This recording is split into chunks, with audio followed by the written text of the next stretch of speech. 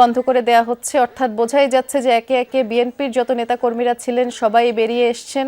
তারেক রহমান এখন শুধুমাত্র তার বের হওয়ার অপেক্ষায় আছেন। এখন ঠিক এই মুহূর্তে বের হচ্ছেন তারেক রহমান, কারণ নেতাকর্মীদের যে এই গতিবিধি সেটি দেখে মনে হচ্ছে বের হচ্ছেন তারেক রহমান, এবং সেটি আমরা সরাসরি দেখাচ্ছি। দর্শক, আপনারা যমুনা টেলিভিশনের স্ক্রিনে দেখতে পাচ্ছেন, হাত নেড়ে অভিবাদন জানাচ্ছেন সকল নেতাকর্মী এবং সমর্থকদের, এবং মাত্রই এই মঞ্চের দিকে এগিয়ে যাচ্ছেন তারেক রহমান। সেই দৃশ্য আপনারা সরাসরি দেখছেন। বেরিয়ে মঞ্চের দিকে হেঁটে নিজের নেতাকর্মীদের সাথে নিয়ে লাল গালিচা বেছানো যেই পথটুকু রয়েছে সেই পথটুকু পাড়ি দিয়ে মঞ্চে প্রবেশ করছেন বিএনপির ভারপ্রাপ্ত চেয়ারম্যান তারেক রহমান। প্রচুর মানুষ উষ্ণ অভ্যর্থনা জানিয়েছে। সেই সকাল থেকে এই নেতার অপেক্ষায় তারা ছিলেন। এখন সেই অপেক্ষা শেষ হয়েছে আমরা বলতেই পারি। মঞ্চে প্রবেশ করেছেন তারেক রহমান। মঞ্চে প্রবেশ করেই আমরা দেখতে পাচ্ছি নূরের সাথে করমর্দন করলেন। এর পাশাপাশি যে নেতাকর্মীরা আছেন তাদের সাথেও তিনি শুভেচ্ছা বিনিময় করছেন। রবিন, আপনি কি দেখছেন জানান আমাদের।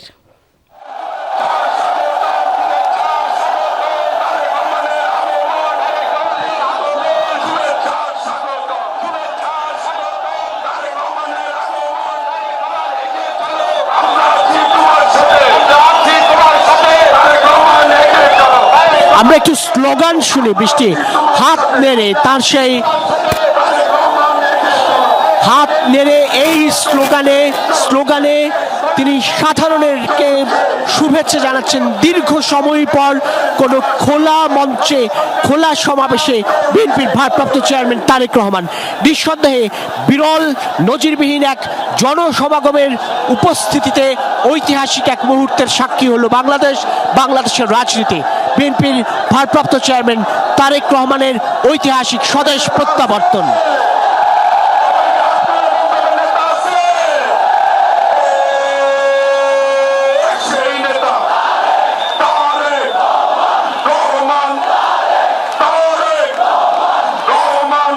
তারেক রহমান তার সেই পরিচিত সাদা শার্ট পরিহিত অবস্থাতেই আসলে আসলেন এখানটায়।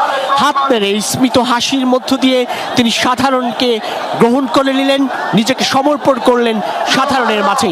তিনি এখন কুশল বিনিময় করছেন দীর্ঘদিনের যুগপৎ আন্দোলনের সেই দলগুলোর সঙ্গে। আন্দালিব রহমান পার্থ, বাংলাদেশ জাতীয় পার্টি বিজেপি, তার সঙ্গে সেই বিজেপির চেয়ারম্যান আন্দালিব রহমান পার্থের সঙ্গে জুনায়েদ সাকি গণসংহতি আন্দোলন রয়েছেন, বিপ্লবী ওয়ার্কার্স পার্টি সাইফুল হক রয়েছেন, এনডিএম চেয়ারম্যান ববি হাজ্জাজ সহ অন্যান্য দলের নেতৃবৃন্দ। সেই সব নেতৃবৃন্দের সঙ্গে কুশল বিনিময় করছেন বিএনপি ভারপ্রাপ্ত চেয়ারম্যান তারেক রহমান। এখন এই মুহূর্তে বক্তব্য দিচ্ছেন বিএনপি মহাসচিব। আমরা সরাসরি বিএনপি মহাসচিব মির্জা ফখরুল ইসলাম আলমগীরের বক্তব্য শুনি।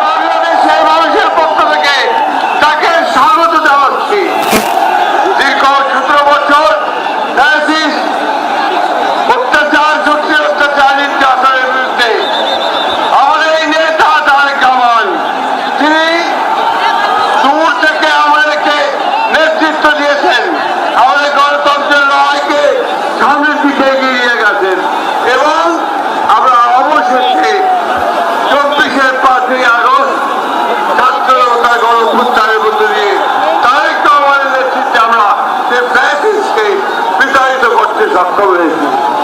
আজকে সেই নেতা এই দীর্ঘ নির্যাতন নিপীড়নের পরে নির্বাচিত অবস্থায় থেকে আমাদের মাঝে ফিরে এসেছেন। বন্ধুগণ, এই গণতন্ত্রের উত্তরণের সবচেয়ে কঠিন পথগুলো আমরা পাড়ি দিয়েছি তারেক রহমানের নেতৃত্বে। আজকে সেই জন্যে আমাদের জন্য অত্যন্ত আনন্দের দিন। অন্যদিকে আমাদের মাথা অসুস্থ অবস্থায় আজকে হাসপাতালে রয়েছেন।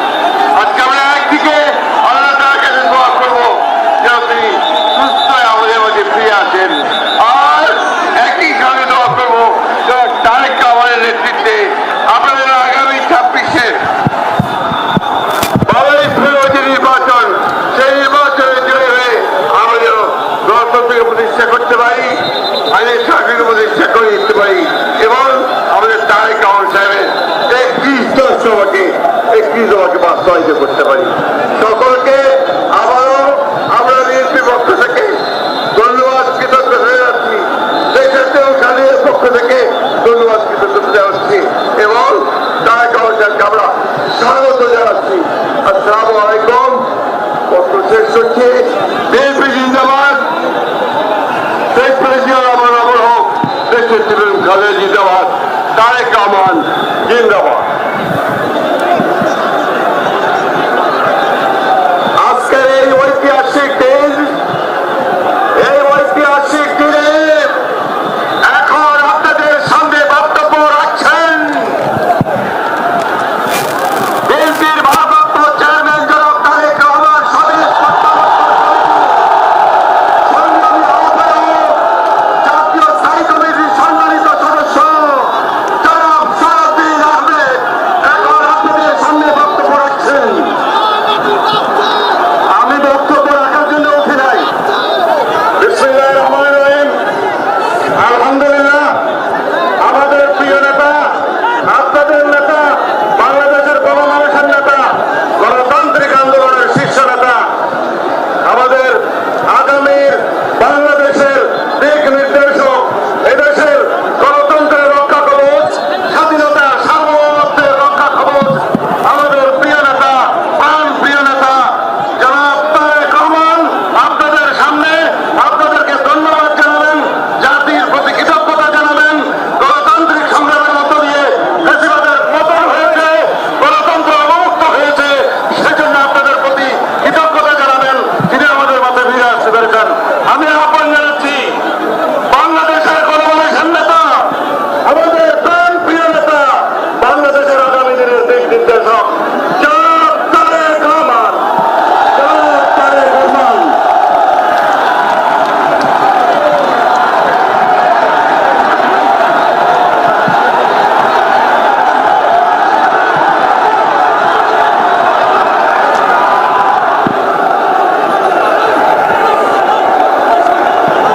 বিসমিল্লাহির রহমানির রহিম।